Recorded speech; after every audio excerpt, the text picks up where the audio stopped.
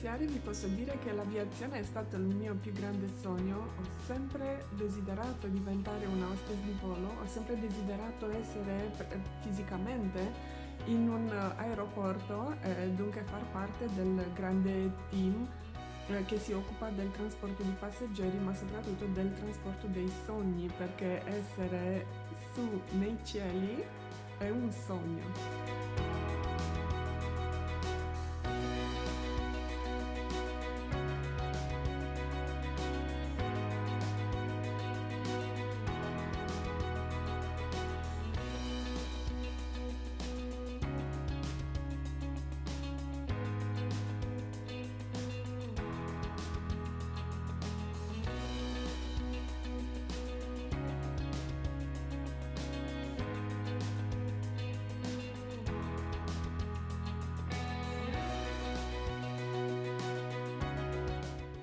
E quindi ragazzi ho iniziato a pensare più seriamente a quello che avrei voluto fare dopo un periodo di riflessione, poi ho preso il coraggio, ho detto adesso basta, devo mandare dei curriculum.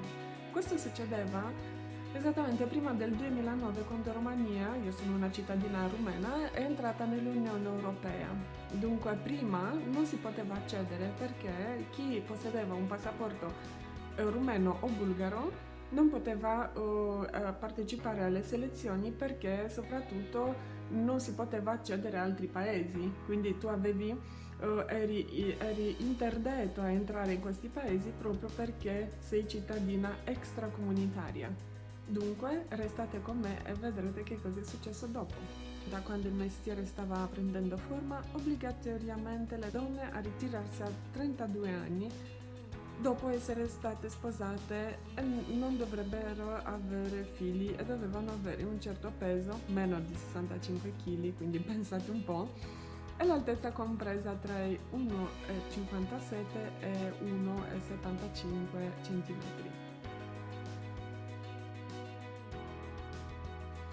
Ad aprile dell'anno 2018 ho iniziato finalmente ad avere delle proposte positive, quindi degli inviti ai colloqui per poter partecipare alle selezioni. Le selezioni non sono molto facili, ma non sono neanche difficili. L'unica cosa che devi sapere molto bene è la lingua inglese. E per me la lingua inglese era ancora una debolezza, quindi non avevo delle conoscenze molto belle.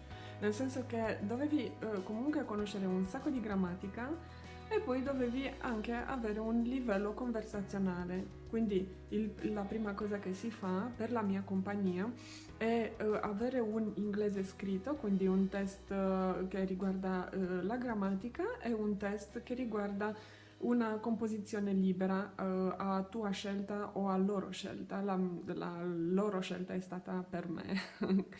Dunque, dopo questo colloquio ho iniziato a parlare anche con l'intervistatore. Comunque, questa selezione fa sì che molte persone sono rigettate fuori, dunque chi rimane potrà andare avanti al passo successivo.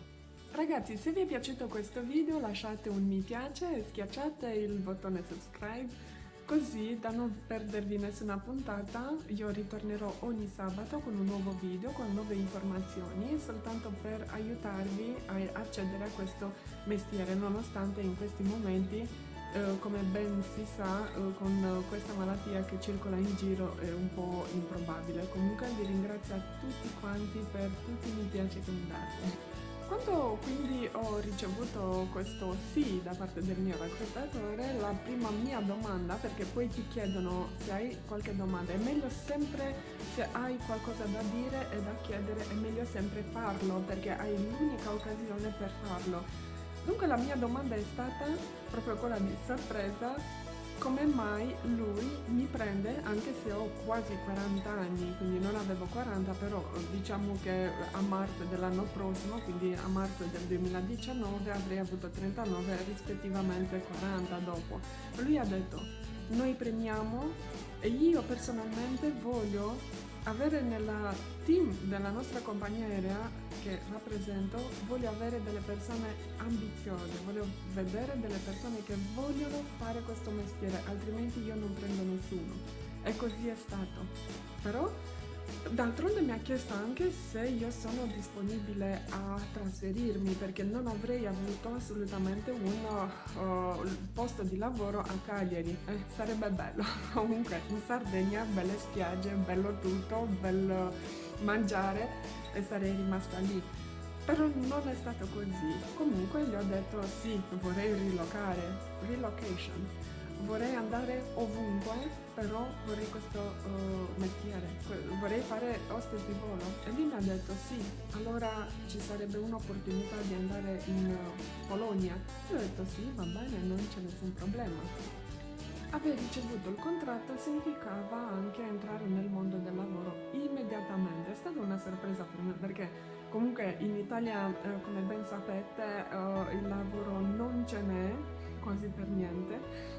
E quindi una volta che tu fai il colloquio loro ti dicono magari o ricevi il contratto o magari inizierai a lavorare fra una settimana o altrettanto. No, ho iniziato a lavorare esattamente il giorno dopo, quindi ci hanno lasciato un po' essere contenti di quello che avevamo, chiamare gli amici, chiamare i genitori, erano molto contenti. E comunque ho iniziato a fare 3 giorni di prova con 12, diciamo con 12 voli di prova spalmati su 3 giorni, quindi avrei fatto 4 settori tutti questi 3 giorni, voli di prova in cui non sei pagato, però poi inizi subito a lavorare, quindi loro ti pagano in funzione di quello che fai, quindi quando voli.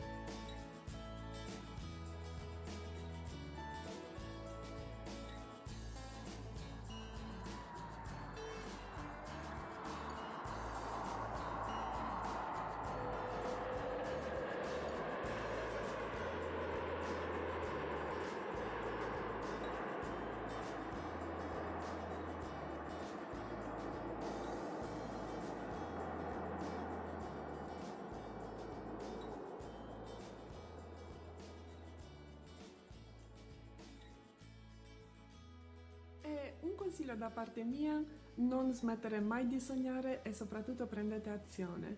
Ci vuole coraggio, però una volta che voi siete dentro, nessuno vi tocca. Quindi coraggio e andate avanti, è la cosa migliore. Non si può andare indietro, non si può soltanto sognare. Sognare è sognare, quindi rimane lì senza fare niente, però prendere azione significa dare corpo ai vostri sogni. Se avete una domanda da farmi per quello che riguarda il contenuto di questo video, lasciate un bel commento nella sezione commenti sotto questo video. Sarò molto contenta a rispondere uno a uno. Grazie!